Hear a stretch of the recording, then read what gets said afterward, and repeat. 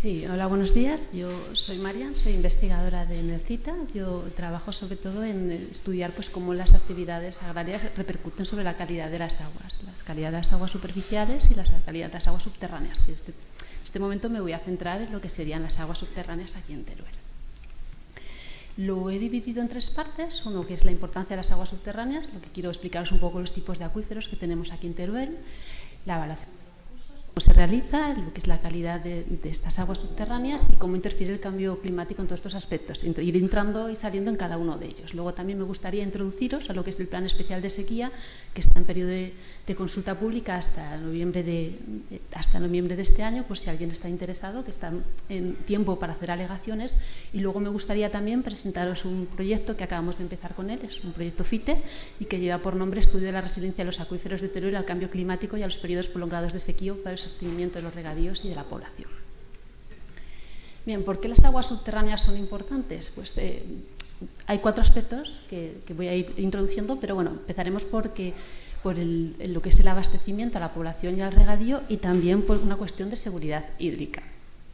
La mayor parte de las captaciones de agua subterránea en Teruel y de las captaciones para abastecimiento de Teruel, cerca del 70%, se hacen con aguas subterráneas. Estos acuíferos actúan como un gran reservorio que permite sacar agua, extraer agua durante todo el periodo durante todo el año. Si vemos que las descargas en manantiales o los caudales del río pues tienen su cierta ciclicidad, que bajan los caudales, baja la calidad, no ocurre lo mismo en las aguas subterráneas. Tenemos un recurso que es continuo y por lo general es de buena calidad. Pero cuando hablamos del recurso de aguas subterráneas tenemos que hablar de tres cuestiones, lo que es el recurso renovable y las reservas. Hay que diferenciar entre las tres. Cuando hablamos de recurso es el volumen de agua que se podría disponer en un acuífero o en una zona determinada en un tiempo determinado. Cuando se refiere a la cantidad de agua que de forma natural entra y sale del acuífero durante ese periodo de tiempo, se habla de recurso renovable, es decir, la cantidad de agua, ya sea por la percolación de las lluvias, por transferencias entre masas de agua subterránea, también por retornos de riego, pues es lo que entra todos los años, es la parte o la cantidad de agua que nosotros podemos extraer. Si miramos lo que dicen los planes hidrológicos de cuenca con respecto al recurso de aguas subterráneas, tanto para la cuenca del Ebro como la cuenca del Júcar, pues encontramos que nuestros recursos renovables son unos 390 hectómetros cúbicos al año para las masas de aguas subterráneas del Júcar y unas 167 hectómetros cúbicos al año para las aguas subterráneas en la cuenca del Ebro.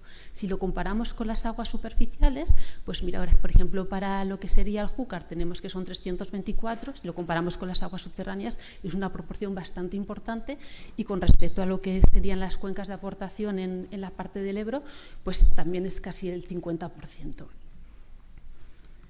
Bien, si extraemos más agua de la que corresponde al recurso renovable, estamos explotando las reservas del acuífero, es decir, generamos un desbalance en las entradas y las salidas. Cuando se extrae de forma prolongada más agua del que corresponde al recurso renovable, se reproduce un descenso continuado de los niveles piezométricos, dando lugar a lo que se llamaba antiguamente un acuífero sobreexplotado y actualmente es lo que, por temas de normativas en la planificación, se habla de masas de aguas subterráneas en mal estado cuantitativo. Bien, si miramos las masas de agua subterráneas que tenemos aquí en Teruel, pues encontramos que solamente están en mal estado pues aquellas que encontramos en el extremo. Es una parte muy chiquita de lo que correspondería a la masa. Eso es el campo de Belchite, que es la que está situada más al norte, y lo que sería Huerva Perejiles. Si miramos una gráfica de la piezometría, es decir, de cómo son los niveles piezométricos de Huerva Perejiles, la zona ya uno de los piezómetros que tiene la H, cercano a la zona de Calatayud, pues encontramos, a ver, no sé si funcionará la luz, bueno, pues encontramos que empezaron los bombeos para explotación de regadío de frutales durante al principio del siglo XXI, en el año 2000, y una vez que empezaron a ampliarse toda esta superficie de riego, pues ha ido continuando los descensos a bajar casi 20 metros de nivel freático de este acuífero. De modo que todas estas formaciones que configuran esta masa de agua subterránea están clasificadas como en riesgo cuantitativo. Bien, pero no todos los acuíferos son iguales. Tenemos que diferenciar entre tres 3 o 4 grandes grupos que tenemos aquí en Teruel de tipos de acuífero. Los más superficiales, este es el mapa geológico que tenemos de Teruel. Cuando miramos un mapa geológico, a diferencia de lo que sería pues, un mapa de usos del suelo o un mapa, una cartografía de un callejero, tal, cuando miramos un mapa geológico tenemos que mirarlo en 3 dimensiones. Hay que mirar lo que encontramos aflorando, pero también hay que hacernos una idea de lo que encontramos por debajo para hacernos una idea de qué recurso podemos hacer y qué acuíferos podemos explotar. Bueno, pues los más superficiales son los acuíferos detríticos, que son los que están asociados pues, a los aluviales, las terrazas y los glaciares y otros materiales que son de edad cuaternaria, son las formaciones más modernas. Aquí en Teruel encontramos pues, todo lo que es el aluvial del Jiloca y todo lo que es la plana de Teruel. Son acuíferos que por lo general están formados por gravas, arenas y limos con un espesor muy variable, normalmente menos de 30 metros. En la zona, por ejemplo, el aluvial del Ebro en Zaragoza puede llegar a tener 80 o 90 metros de espesor. Aquí lo normal no es tener esas potencias de acuífero. Entonces se trata... tiene una composición muy variable entre gravas, arenas y limos, lo que hace que tenga una elevada heterogeneidad en cuanto a los parámetros hidrodinámicos. No en todas las zonas de estos aluviales pues, van a dar la misma permeabilidad ni la misma capacidad para extraer agua. Se trata de acuíferos de permeabilidad entre alta y muy alta, con un nivel freático cercano a la superficie, lo que hace que sean muy vulnerables a la contaminación. Sobre estos acuíferos se sitúan una buena parte de los regadíos de todo Ebro, de toda la cuenca del Ebro, de modo que todos estos retornos de riego, pues, en cierto modo, han ido percolando y han ido afectando a la calidad de estos acuíferos, aparte de que son muy vulnerables. Y luego su recarga se realiza por infiltración de las precipitaciones y los retornos de riego sobre toda superficie y en menor medida por aportes del río en episodios de avenidas. Si miramos los niveles piezométricos de un piezómetro en el aluvial del Ebro, aquí no he encontrado ninguno en Teruel, así que algunos de los que voy a mostrar son de fuera de aquí de Teruel. Pues si miramos lo que nos van marcando distintas ciclicidades, muy bien, que se muestran perfectamente. Cada año van con subidas y bajadas del nivel freático y a diferencia pues, de lo que sería un acuífero que no estaría pues, intervenido por la acción del hombre, pues lo que encontramos es que los retornos de riego pues, es lo que hace que se produzcan los picos, los valores más altos a finales de la estación del periodo de riego, en el mes de octubre, cuando lo normal sería a principio del verano, en julio o junio. Bien, otro de los acuíferos detríticos, que serían los de color amarillo que vemos en el mapa, son los que están asociados a los rellenos de las cuencas sedimentarias terciarias. Encontramos pues, aquí en Teruel pues, la cubeta de Olete, la cubeta de Muniesa o lo que es toda la depresión del Ebro, que es lo que está más al norte, la zona de Alcañiz. Estos acuíferos están formados por conglomerados, areniscas, arenas, lutitas, una amplia variedad litológica. Suelen tener un gran espesor y extensión. La principal recarga corresponde a la infiltración de las precipitaciones en las zonas de regadío por infiltración de los retornos de riego. En profundidad pueden presentar niveles con diferente permeabilidad, lo que da lugar a acuíferos denominados multicapa. La profundidad del nivel freático en estos acuíferos varían de unas zonas a otras, pudiendo superar 100 metros. El espesor de la zona no saturada, lo que sería lo que queda entre la superficie del suelo y el nivel de piezométrico, el nivel del agua, pues suele ser bastante profundo, lo que hace que su vulnerabilidad a la contaminación por nitratos la contaminación por general sea bastante baja. Bien, si miramos un piezómetro sobre estas formaciones terciarias, una que está al norte de Alcañiz, pues a diferencia de lo que podríamos suponer en otros piezómetros de los terciarios de Cariñena o los terciarios de la zona de la Almunia, que son acuíferos sobreexplotados, pues aquí lo que encontramos es que ha ido incrementándose. Estos niveles piezométricos han ido aumentando con el tiempo y esto se debe a que toda esa zona del norte del entorno de Alcañiz pues se ha incrementado la superficie de riego. Entonces, esta superficie de riego ha ido poquito a poco percolando, lo que ha generado pues, un incremento un aumento de estos niveles freáticos. Bien, luego tenemos otros que serían los acuíferos carbonatados, que se forman por procesos de castificación en rocas carbonatados del Cretácico y Jurásico marino, que son los más importantes que vamos a encontrar aquí en Teruel. Encontramos pues, los Cretácicos, que están más superficiales, y luego el Jurásico, que actúa como un gran acuífero regional que se encuentra por debajo de muchas de las formaciones terciarias y cuaternarias del territorio. Estos acuíferos están formados por grandes conductos que favorecen la circulación rápida del agua, por lo que suelen ser acuíferos poco inerciales con subidas y bajadas rápidas del nivel freático. Si miramos la gráfica de la piezometría de un karst típico, como es el de Urbasa, pues encontramos que hay, cuando llegan las precipitaciones fuertes, pues producen unas subidas muy altas, muy altas, muy altas, y unas descargas muy rápidas hasta que llegan a un nivel que ya la descarga es lenta, y otro nivel que va poquito a poquito descargando hasta que llegan al nivel de base, esperando a que llegue otro proceso de precipitación y los vuelva a recargar. Pero si miramos un piezómetro de aquí de Teruel, que es aquel que está al norte, en un circulillo, pues vemos que tiene otro comportamiento distinto. Son acuíferos mucho más regionales, más inerciales, en lo que se nos va mostrando pequeñas subidas y bajadas todos los años, marcan esa ciclicidad, estacionalidad anual, y luego va acompañado de unas ciclicidades interanuales de 5, 6, 7, 8 años. Estos acuíferos son muy interesantes para estudiar el cambio climático.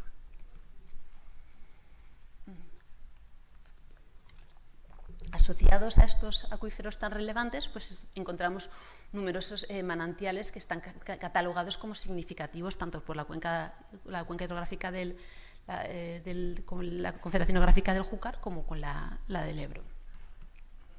Además, sobre estas formaciones que son tan inerciales y el aporte de agua es bastante bueno, pues encontramos que se han hecho varios sondeos de emergencia, entre ellos los que llaman más la atención, pues por ejemplo son los de Forcal y Morella, que son sondeos que tienen más de 1000 metros de profundidad y con niveles freáticos entre 200 y 500 metros de profundidad. Son pozos que, si bien les cuesta mucho sacar el agua, sí que aseguran el recurso durante los meses o los años que tengamos problemas de sequía. La alta permeabilidad que presentan estas formaciones acuífero hace que sean muy vulnerables a la contaminación. Son acuíferos que debemos proteger.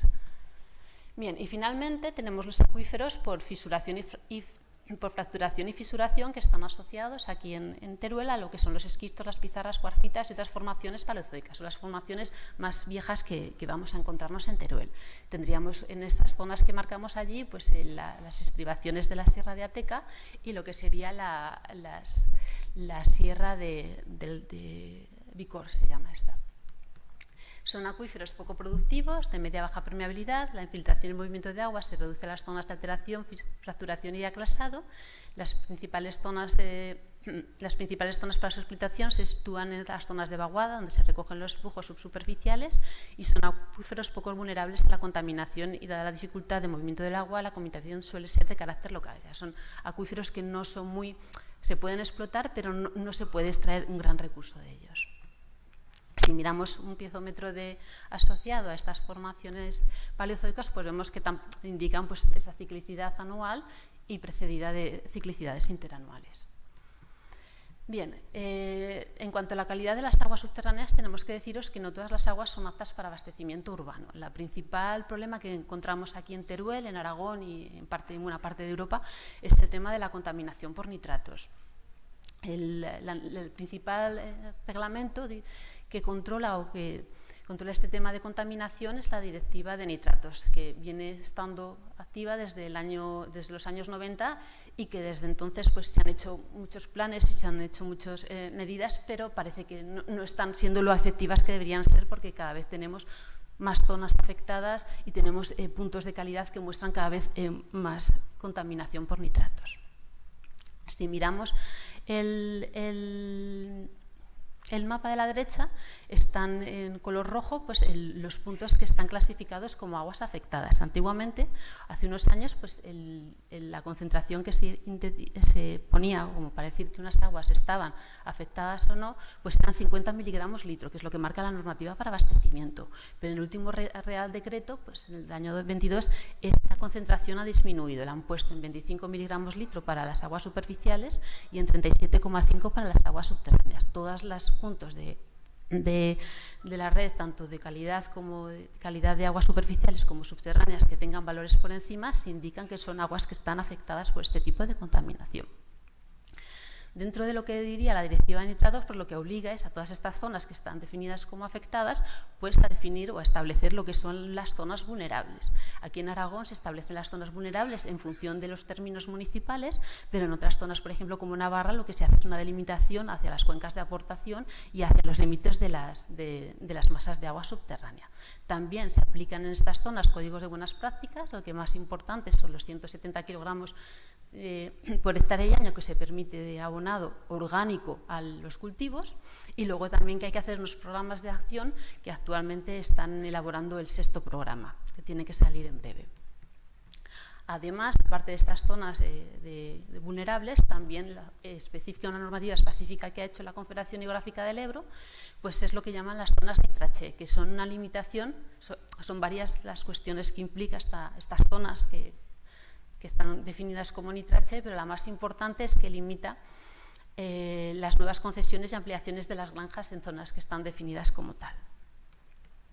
Y finalmente, pues indicaros que si teníamos 2 masas que estaban en riesgo cuantitativo, si hablamos de las masas de agua que están en riesgo cualitativo, fundamentalmente por contaminación por nitratos, se elevan a 11 masas de agua subterránea. Como vemos, todo el tercio norte de Teruel, todas las masas de agua que se configuran en estas zonas son masas de agua que están en riesgo cuantitativo. Bien, el principal origen de estos nitratos, como nos ha comentado Alberto, pues es de origen agrario.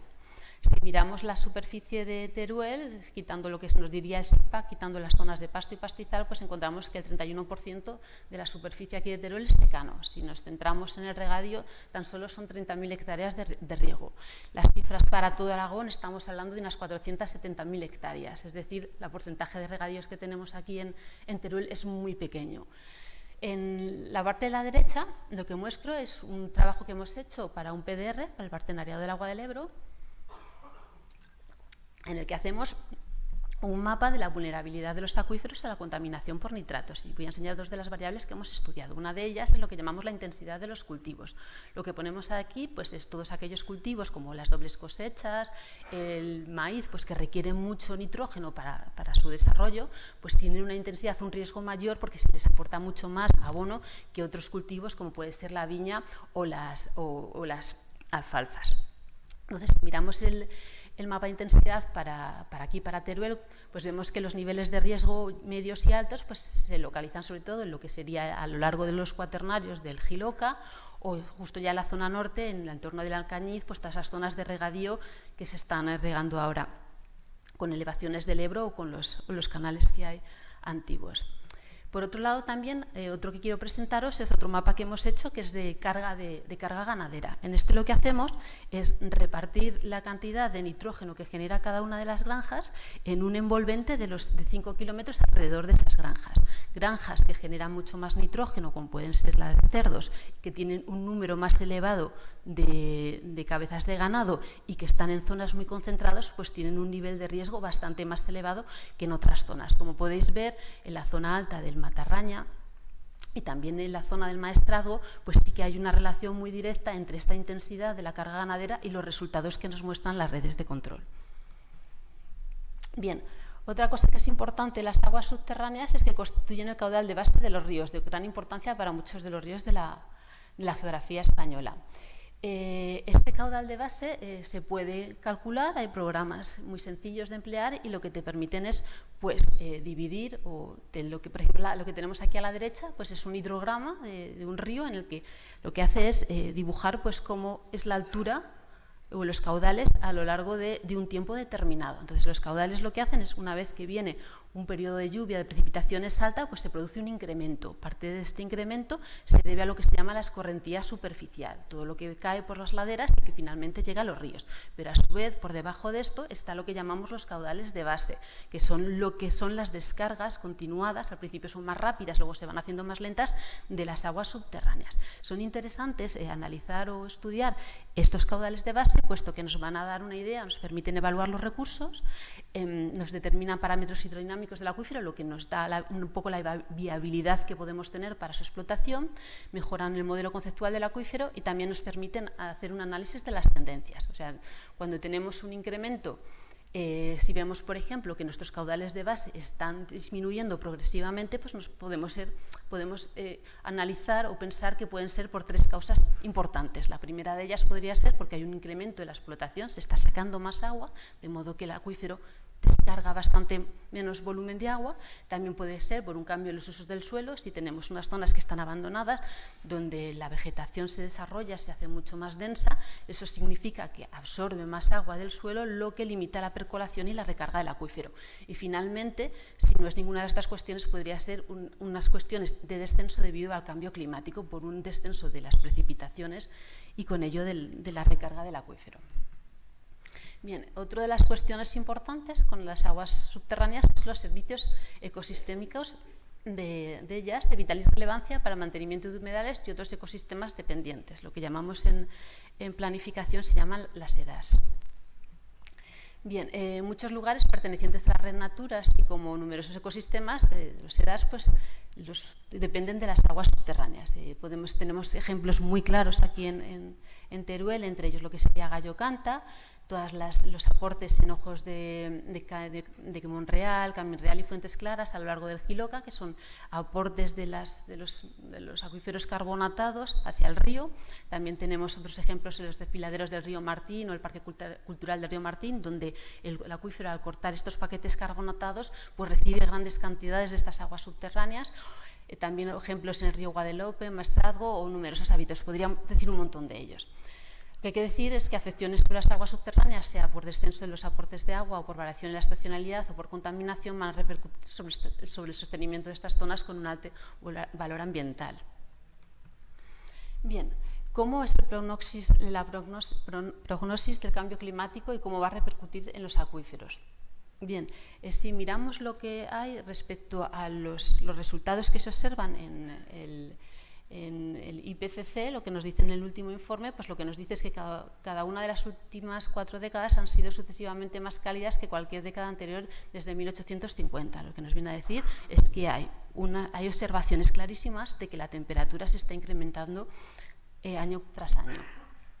El cambio climático ya influye en muchos fenómenos meteorológicos y climáticos externos y ha contribuido al incremento de las sequías agrícolas y ecológicas, debido a una mayor evapotranspiración terrestre, y se observan también cambios en la intensidad y la frecuencia de las sequías meteorológicas. Estos son lo que se dice, las observaciones que han visto a lo largo de las series de estudio. Si miramos la previsión, por lo que se refiere a los recursos hídricos y cómo van a afectar a las aguas subterráneas, pues lo que nos vienen a decir es que va a haber una frecuencia de los déficits hídricos que se va a incrementar, efectos diferentes según qué zonas y según qué estaciones del año.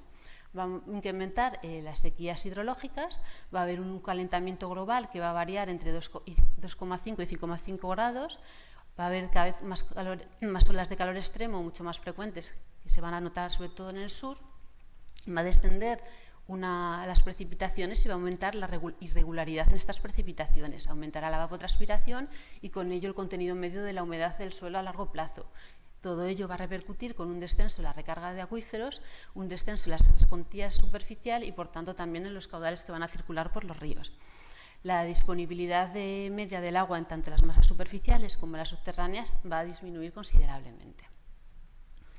Bien, estos datos que hemos entregado, pues que se han mostrado, pues son para toda Europa, pero si nos centramos en lo que se dice en España, concretamente en las cuencas del Júcar y en las cuencas del Ebro, pues nos tenemos que centrar en uno de los trabajos que están del CEDES, que es el de evaluación del impacto del cambio climático y los recursos hídricos de la sequía, y es el que emplean pues las distintas administraciones hidráulicas a la hora de repartir los recursos en España. Pues entonces, si miramos, lo que vemos es que hay importantes variaciones según la proyección climática, pero por lo general, por todas ellas, se observa que hay un descenso de la recarga de acuíferos. Si miramos las gráficas de la derecha, pues se observa que tanto para el Ebro como el Júcar, pues se está produciendo un descenso progresivo de estas recargas.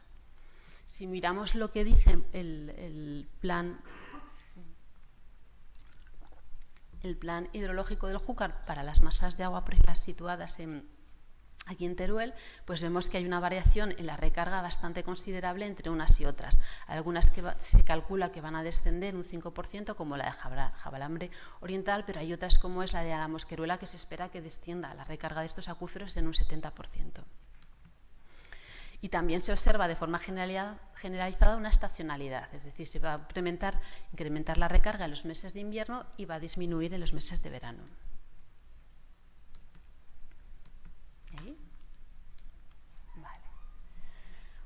Bueno, ¿Qué dicen las observaciones? Como habéis comentado antes, pues sí que hay consenso bastante entre los científicos en cuestiones de cambio climático. Lo que pasa es que muchas veces no todo el mundo es consciente de esta problemática. Entonces, lo que quiero hacer ahora es una especie de ejercicio muy sencillo, muy simple, para mostrar pues, un poco cómo están variando las cosas. Yo trabajo mucho con análisis de series temporales, trabajo pues, analizando tendencias de temperatura de agua en los ríos, de temperatura del aire, de caudales, de masas de sales, de masas de contaminación por nitratos, etcétera, etcétera. Entonces, lo que he hecho de forma muy sencilla es descargarme pues, todos los datos de la estación de AEMET de Teruel. Bien. Perdón. Ay, ¿qué pasa aquí? Ahí está. Bien, si cogemos todos los datos de las precipitaciones en Teruel y calculamos pues, los percentiles para discernir entre las aguas superficiales y las aguas, entre los años húmedos y los años secos, pues vemos que a principios pues, hay distintos periodos de sequía. Hay años, al principio, pues las sequías, hay un periodo donde se concentran muchos años de periodo prolongado de sequía, luego hay ciclos de 5 años y luego a finales pues tenemos 2 años especialmente secos, y el del 2023 que afectó tanto a la margen izquierda del Ebro, pues aquí parece que no afectó demasiado. Pero bien, no se puede decir que en las precipitaciones haya un cambio o un patrón que sacamos conclusiones, pero si miramos lo que serían las temperaturas, que es la línea roja, sí que se observa que desde los años 80 de forma continuada esta temperatura ha ido incrementando de forma más continuada desde el año 87 hasta el 2013 o el año 2000, cuando las tendencias se nos han incrementado. Si miramos además lo que serían los promedios de los máximos y los mínimos, estos, sobre todo los máximos, se disparan. Es decir, no necesitamos hacer ni estudios ni modelos muy complejos, simplemente analizando una gráfica con los datos pluviométricos y los datos de temperatura de un montón de estaciones de España, podemos observar que se están dando cambios. Bien, este ejercicio que nosotros estamos haciendo aquí es un poco lo que hace el plan especial de sequías, pero con indicadores mucho más complejos y a nivel de todas las cuencas. Los planes especiales de sequía responden a la ley del 2001, en el que se dice que todos los organismos competentes, en este caso son las confederaciones hidrográficas o las administraciones autonómicas, en caso de las cuencas intracomunitarias, entonces tienen que establecer un sistema global de indicadores hidrológicos que permitan prever estas situaciones y sirvan de referencia para su identificación y, asimismo, elaborar los planes especiales de actuación en situaciones de alerta y eventual sequía.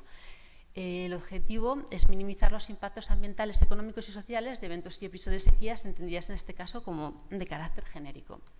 En los planes especiales de sequía lo que hay que diferenciar son 2 tipos de situaciones. Uno que es el de situación de sequía prolongada y otro que es el de escasez coyuntural. El de sequía prolongado está asociado a la disminución de las precipitaciones y, por tanto, a lo de los recursos hídricos. En cambio, la escasez coyuntural lo que va asociado es a una imposibilidad para atender las demandas, es decir, no hay suficiente capacidad dentro de cada una de las zonas en las que se delimitan este plan de especial para atender las demandas durante estos periodos. Los ámbitos de gestión son muy similares a cómo se reparten las aguas, como las juntas de explotación, pero lo que hacen unos específicas para unos ámbitos territoriales especiales o para lo que sería la sequía prolongada, y otras unidades territoriales específicas para lo que sería la escasez.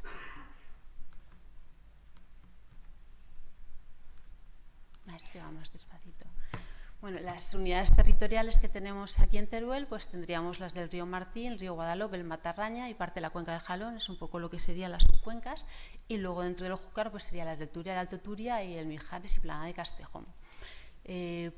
lo que se hace para cada una de estas indicadores, tanto de sequía como escasez, pues es buscar unos indicadores que sean relevantes o que nos indiquen en qué momento, en qué estado estamos dentro de cada uno de los meses.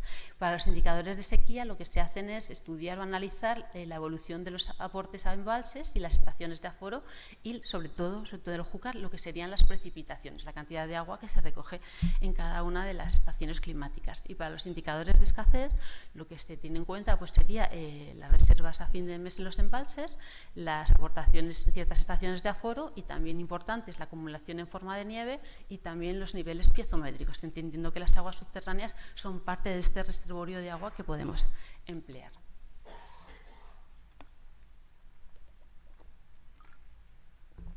Mensualmente la Confederación analiza pues, estos indicadores y te va diciendo en qué estado estás, o en estado de escenario de normalidad, de prealerta, escenario de alerta o escenario de emergencia. En cada uno de ellos, pues en función de en qué te encuentras, pues aplican unas medidas específicas o no.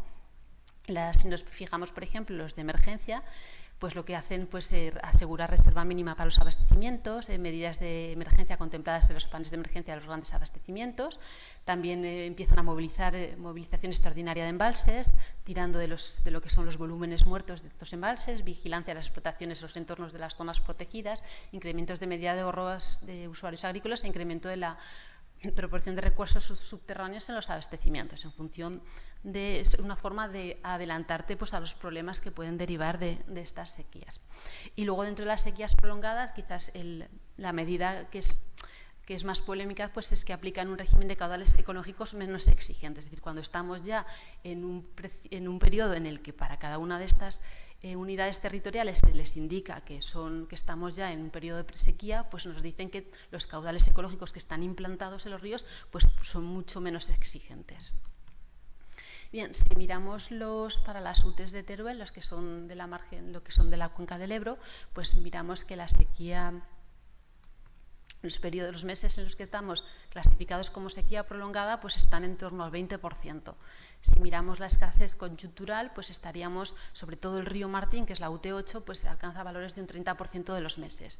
Y luego lo que sería la sequía extraordinaria, que sería la escasez en alerta más la sequía prolongada, o escasez en emergencia, pues está entre un 14-15% hasta un 20% para lo que es la cuenca del Martín de todos los meses que configuran las series que estudia.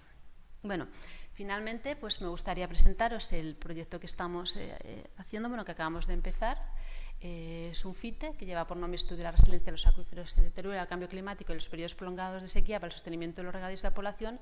Y lo que vamos a hacer en este proyecto es estudiar dos cuestiones independientes. Por un lado, vamos a estudiar la resiliencia de los acuíferos, vamos a estudiar los recursos renovables, las reservas y la demanda, vamos a analizar las tendencias, la calidad química y la prognosis que van a afectar a estos acuíferos para identificar los acuíferos que son más resilientes al cambio climático y que pueden considerarse estratégicos. Y por otro lado, vamos a estudiar la vulnerabilidad al cambio climático y la sequía, discerniendo entre la exposición, la sensibilidad y la resiliencia. Entonces, la exposición vamos a ver qué zonas tienen un mayor déficit de agua, la sensibilidad, cómo puede afectar de forma social y económica los regadíos, y la resiliencia, que es la capacidad que estas zonas pueden tener de adaptación al cambio climático. Cuando ya hemos identificado qué zonas son las que pueden estar más afectadas, las que son más vulnerables, pues vamos a generar unos planes de adaptación teniendo en cuenta pues, los resultados que hemos tenido con respecto a los acuíferos. Vamos a tener en cuenta, sobre todo, que es importante la participación pública con la idea de, con estos planes de adaptación, pues mejorar la resiliencia de estas zonas. Luego ya, como conclusión final, pues indicaros que Teruel es una provincia con un importante recurso subterráneo, que se localizan algunos de los acuíferos de gran relevancia, de los que se abastecen numerosas poblaciones, así como el sostenimiento de un elevado número de ecosistemas dependientes de agua subterránea, lo que se llama las EDAs, que sería necesario incorporar algunas figuras de protección para el sostenimiento, que es importante las reservas naturales de aguas subterráneas, que aquí no hay ninguna en Teruel y que sería importante definir estas figuras. Luego también que la elevada carga ganadera de algunas zonas de Teruel ha repercutido sobre la calidad de las masas de agua subterránea, existiendo varias zonas declaradas como vulnerables a la contaminación, como os he explicado, y también las zonas nitraché. Los acuíferos regionales de esta provincia son excelentes indicadores al cambio climático y requieren de un mayor seguimiento, estudio y análisis. No son muchos los puntos que tenemos y las series a veces son especialmente cortas. Y luego finalmente los escenarios de cambio climático de Teruel nos indican un descenso de la recarga y con ello un descenso de los recursos subterráneos de esta provincia.